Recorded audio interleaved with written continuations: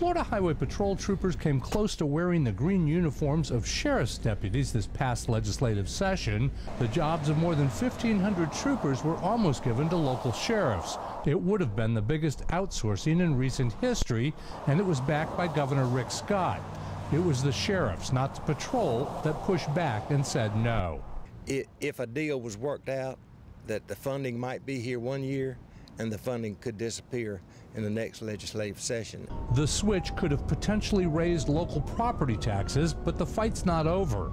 Tucked into a Senate bill is legislation requiring a study of consolidating all law enforcement functions, everything from the FHP to the Fish and Wildlife Commission, agricultural agents, and more.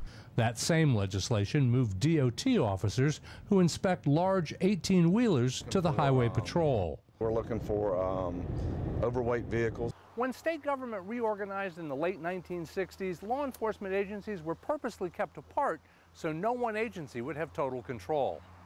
Rick Scott sidestepped the question of why he was willing to transfer the patrol to local sheriffs and instead talked about what he hopes the study finds. I think it's good to have a conversation about how can we do a good job with what the state ought to be involved with in law enforcement. The study is due before lawmakers meet in January. In Tallahassee, I'm Mike Vasilindo reporting.